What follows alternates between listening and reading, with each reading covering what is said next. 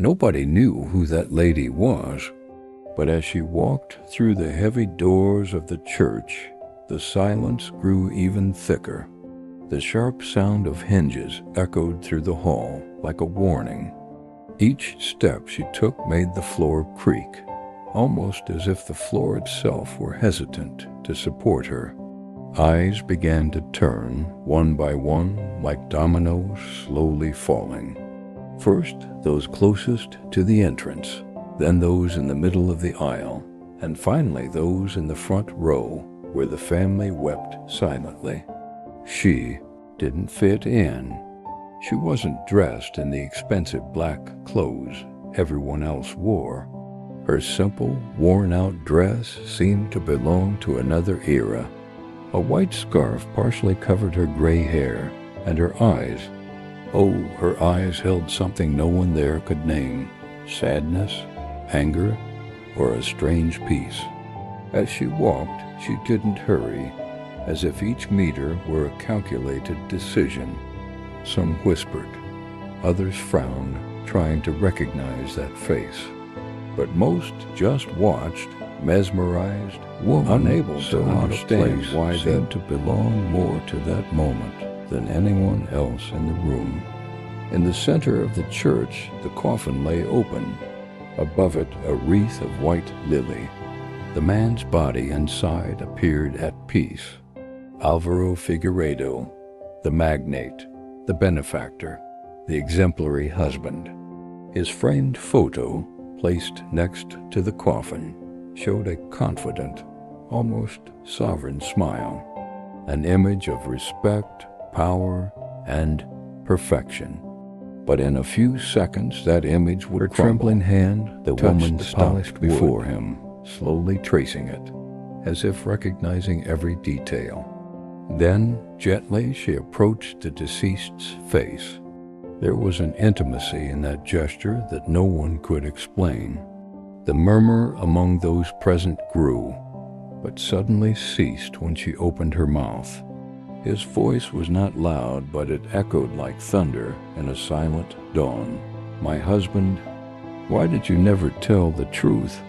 The air seemed to drain from the room. The muffled sound of sobbing escaped from somewhere, but no one dared move. Everyone was paralyzed. Alvaro's wife, sitting in front, widened her eyes, trying to process what she had just heard. Her face contorted into a mixture of disbelief and fury. Beside her, her children exchanged confused, almost frightened looks.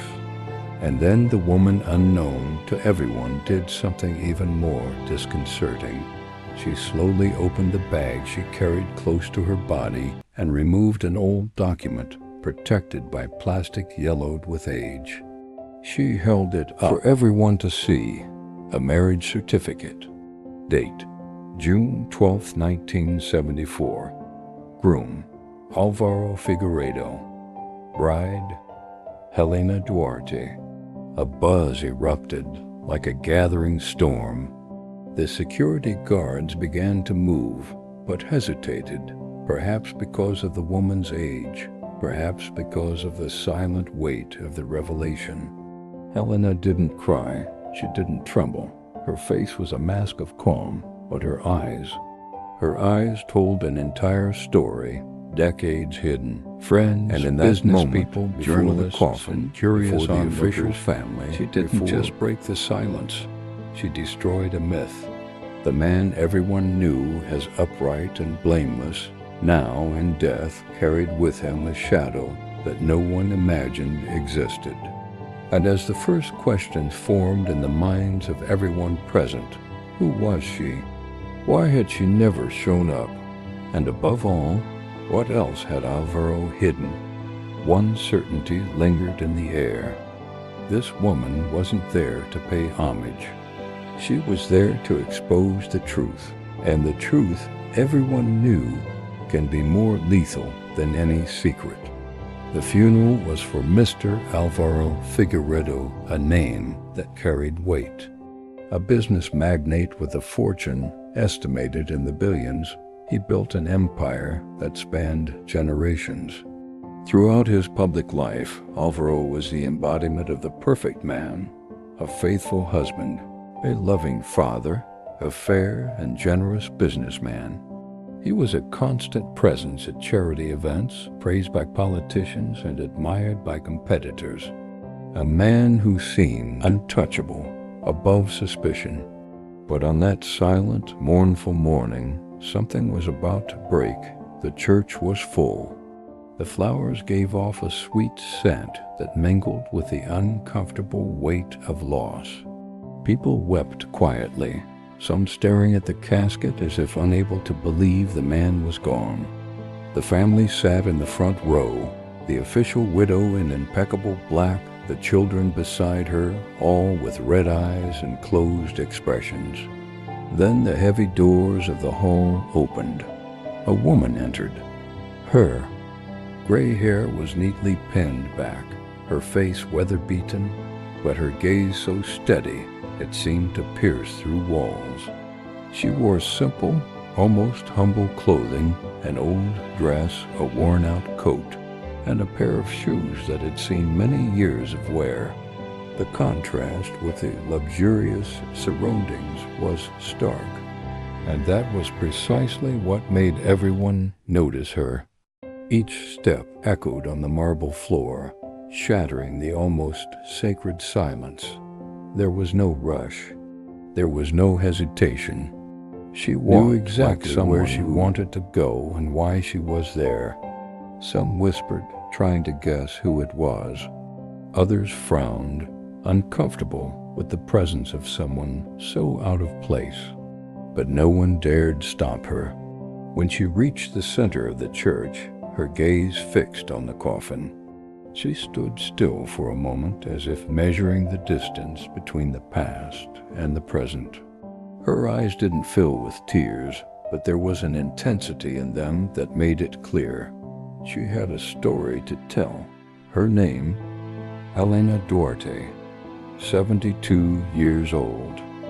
Widowed, at least, that's how she introduced herself. But for her, that word widow didn't mean mourning. It meant something deeper, something that until that moment no one there knew. Helena took a deep breath and took a few more steps, approaching Alvaro's body. She smelled the scent of flowers mixed with the cold, distant smell of death. She lightly touched the edge of the coffin as if recognizing a face without looking. There was an invisible tension. People watched, some curiously, others uneasily. The official wife, in the front row, began to lean forward, as if to make sure of what she was seeing. And that's when something changed. Helena's face hardened. Her lips parted, and the voice that emerged was low but sharp enough to cut through every corner of the room. "Alvaro, my husband." The words echoed, and for a second, no one reacted. It was as if the world had stopped to comprehend what was happening. The official widow's eyes widened. One of her sons murmured something inaudible. The murmur began to spread among those present, growing like a wave about to break. But Helena didn't look away. She didn't back away. She knew that from that moment on, there was no turning back.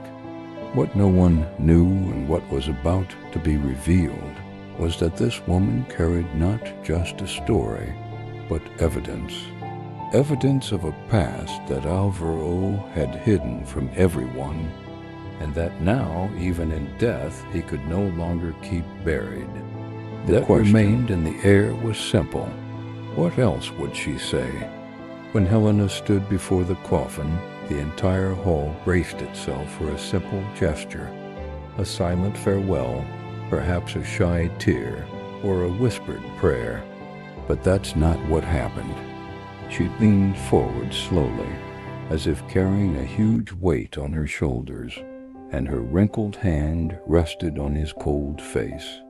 Her fingers traced his pale skin, almost as if trying to memorize that touch one last time.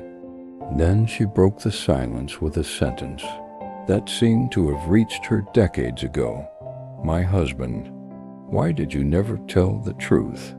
Those words sounded like muffled thunder. The echo spread throughout the room, and an almost palpable unease filled the room.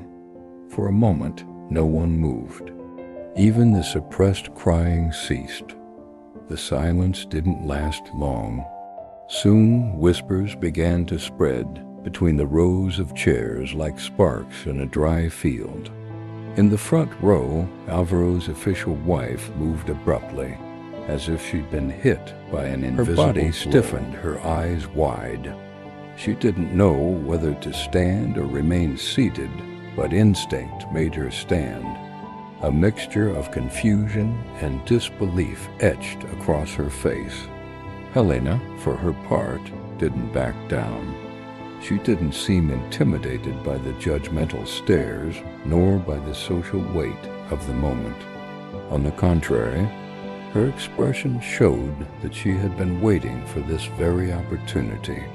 With a calm movement, she opened the bag she carried close to her body. It wasn't an elegant bag. The leather was worn, the handles a little faded, and the zipper was rusty.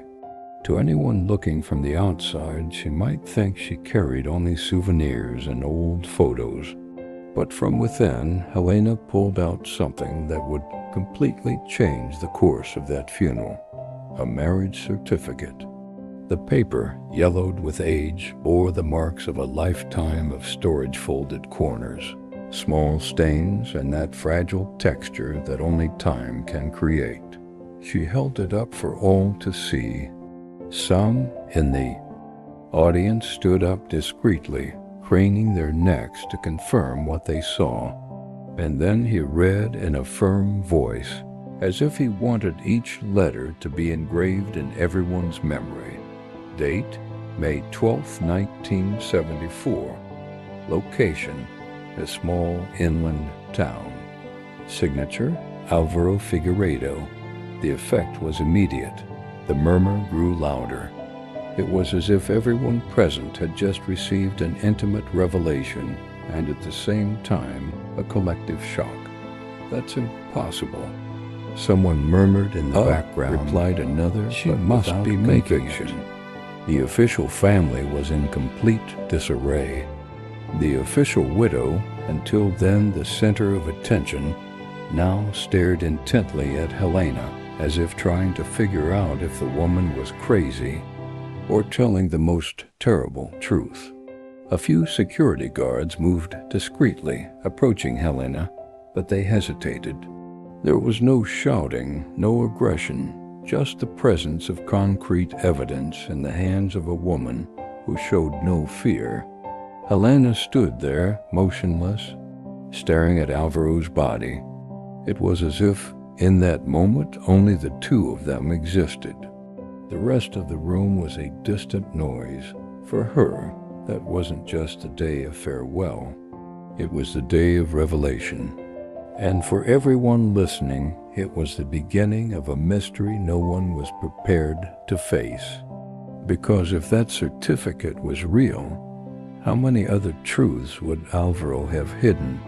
The security guards exchanged quick glances. One approached Helena with firm steps, hand outstretched, ready to lead her out. The other positioned himself discreetly beside her, waiting for the moment to intervene. But Helena didn't move. The look she gave the two men wasn't one of fear, nor of anger. It was one of firmness.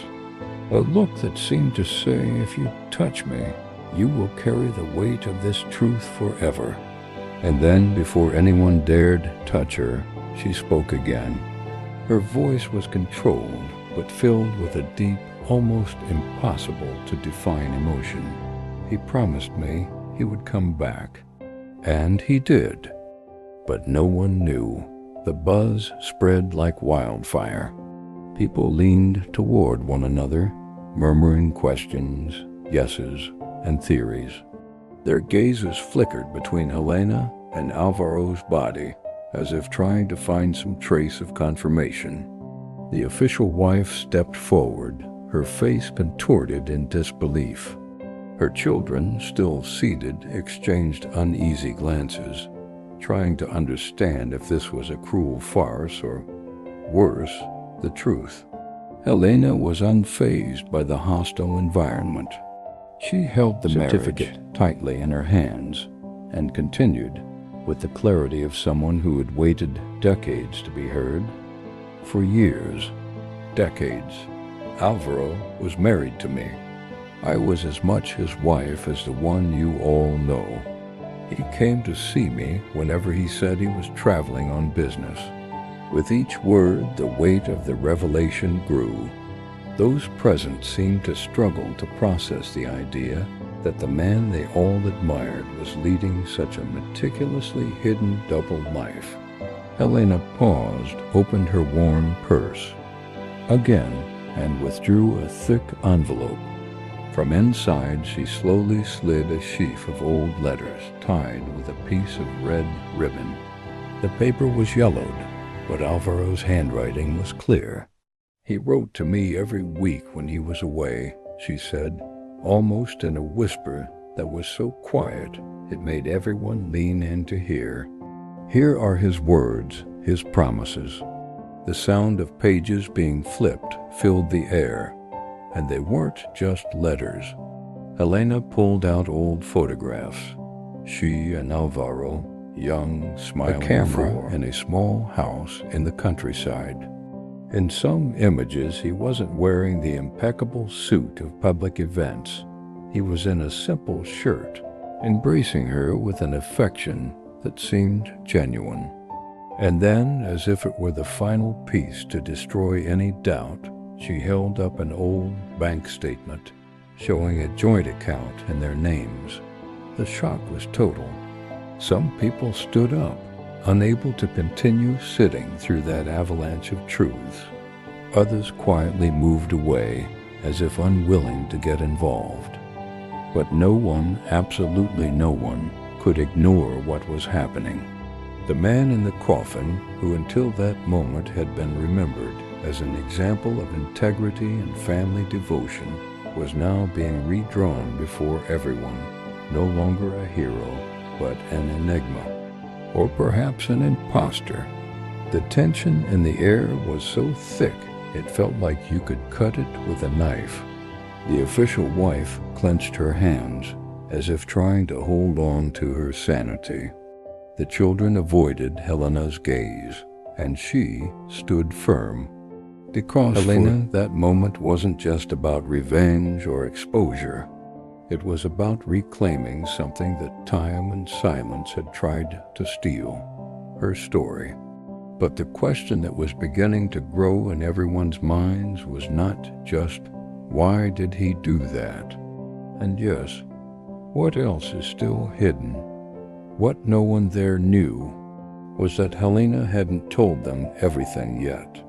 After revealing everything, Helena simply turned away. The weight of what she had said didn't seem to weigh her down. Indeed, her steps seemed firmer than when she'd entered. The sound of her shoes echoed down the church aisle, each thud against the floor a reminder that nothing, absolutely nothing, would ever be the same again. No one tried to stop her. There were no outstretched arms to block his exit, no voices demanding explanations. Just an almost suffocating silence, occasionally interrupted by the rustle of clothing or a stifled sigh. Maybe it was fear. Fear of facing the truth head-on, of accepting that the man everyone admired had carried with him a secret so deep that now, even dead, it continued to change the lives of everyone around him. Or perhaps it was something even more disturbing. Deep down, everyone there knew she was telling the truth. Helena walked through the church portal and disappeared into the soft morning light, leaving behind a funeral that no longer felt like a farewell, but rather a silent tribunal where each person present had to decide whether to continue believing in the myth or face reality. Inside, Alvaro Figueiredo's image had been shattered forever. The flowers, once a symbol of homage, now seemed like decorations in a false setting. The coffin, which had carried a serene body, now also carried a past tainted by secrets. Some wondered if the family would try to contest it. Others wondered if the woman would return with more evidence, more stories. But the question that lingered in everyone's mind, and which would probably never have a definitive answer, was another.